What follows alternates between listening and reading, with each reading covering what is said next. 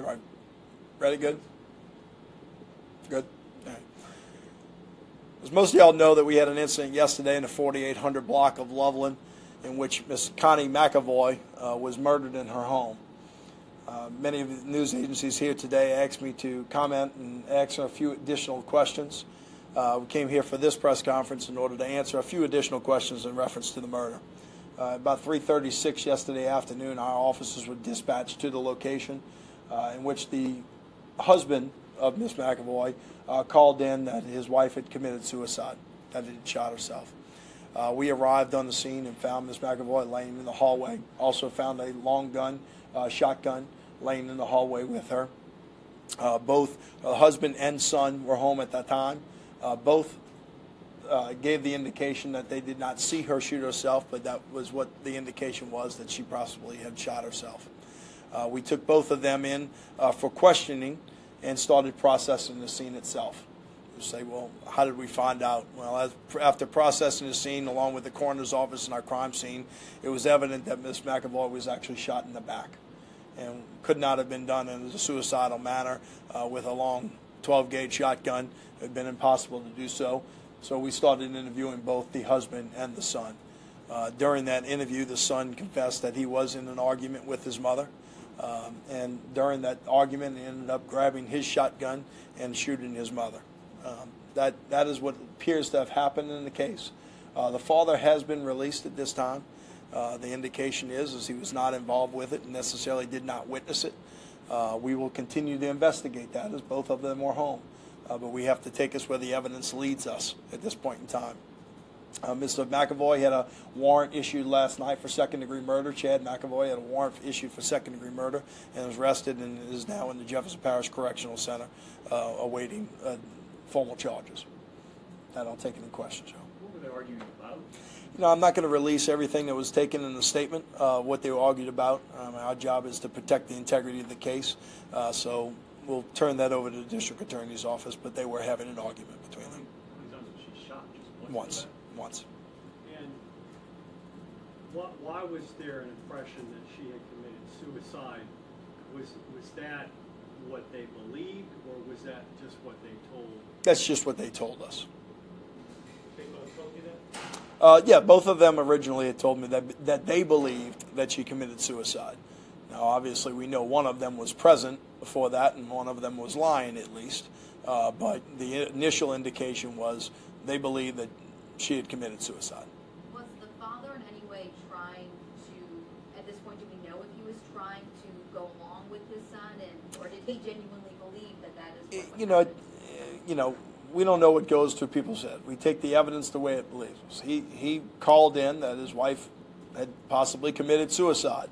That may or may not be all that he knows. And we will continue to look into that to see if there's any additional evidence to go with it.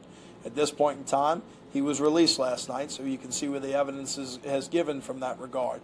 But we know that 3 people were in that house at the time that she was murdered last night. One of them has admitted to actually doing the shooting, and we have credible information to believe that that's obviously an accurate statement from him. Would it be too a stretch to say he confessed, or did he? No, he confessed. Yes. And what did he say? I'm not going to. In general terms, what did he tell? Oh, he admitted to shooting his mother. That he was in an argument, and then he ended up grabbing his gun and he shot his mother. So you said the father did not witness it? Only 3 people were in there. Neither the 2 that are surviving say that he witnessed it. Was there any prior signs of stress in that household, either mother, son, husband, wife? Any prior calls for service? Any cause for concern prior to yesterday afternoon? I'm sure every single household in Jefferson Parish and every place else has signs of stress. We have reviewed our calls for service in the Jefferson Parish Sheriff's Office, and we don't have any calls for service at that location for prior instances. We all know families that fight. That's not something that's unusual, but none that led to the police being called and any law enforcement action being taken. Are you aware of whether Mr. McAvoy had been seeking a divorce from his wife? I am not aware of that. I don't have any first-hand knowledge of that. In terms of the son at this if there's been any indication if there was any mental history with any possible mental illness? I don't have any indication, but we wouldn't have access to his medical records at this time. And does he have bond set yet? I don't know if his bond has been set, and obviously in a second-degree murder it can be held without bond, but I don't know if the judge has set a bond yet. Just in general terms, cases like this are obviously difficult for the family, but it's also going to be difficult for law enforcement when you have a mother being shot by her son, and it's kind of a domestic situation that just seems to have gotten out of control. Without a doubt. I mean, good news in Jefferson Parish, we don't have many murders. Our numbers are still, again, down this year. Domestic murders are always tougher. I mean, it's a situation where you've got a son that murdered his mother. That's not for any neighbor that lives near there. I mean, that's not a good situation by any means. It's a tragic situation for any family to deal with. I know she had another son. I mean, that's going to be tragic for that family for the rest of their life. We hope that people can learn the skill of communicating better, because that's where a lot of these murders end up happening, no matter if they're domestic related or whether they're drug related. It's all about communication and getting out of the using a weapon as your defense. This is an example of you having problems in your life. Take it as the opportunity to fix those problems before it gets to something like this. Specifically, with respect to Mr. Stephen McElroy, could he potentially face any type of criminal charges if it's learned that he tried to misdirect or to mislead officers? Well, I think we're pure speculation at this point in time. I mean, the answer of course. I mean, if there was reason to believe, anybody can, face different charges, just like you, me, or anybody else. So that's not something that I'm not going to speculate on. The answer is if he committed a crime and we have reason to believe it, of course that would be the case. At this time, we don't have that information. But that particular part of the case is still under investigation? We don't ever stop investigating the case. If information arises that makes us believe that, we will. At this time, we don't have any of it. I mean, a lot of people have thought, have asked us about the father being involved.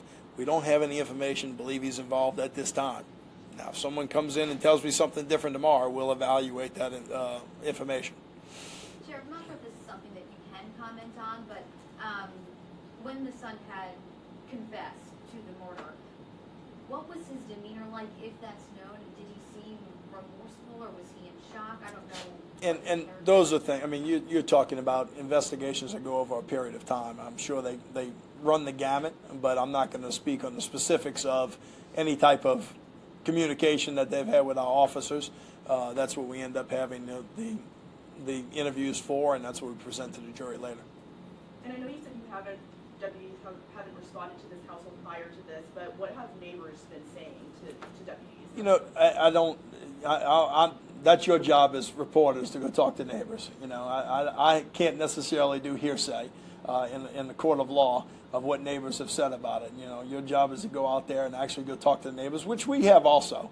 And we've talked to those neighbors, and we'll take those statements, but that's hearsay, and that's going to be their opinions. I'm not going to, interpret that into our case today. And just in addition, you also mentioned there were no prior arrests, that it doesn't appear at this time, for either the son or the I don't know if there was any prior arrest. There was no other instances at that house to make me believe that there was a bunch of domestic instances or something like that. I don't know about the prior arrest. I just don't have that record in front of me. I know I would find out, but I just don't have it in front of me. Thank you. Thank you. Have a good day.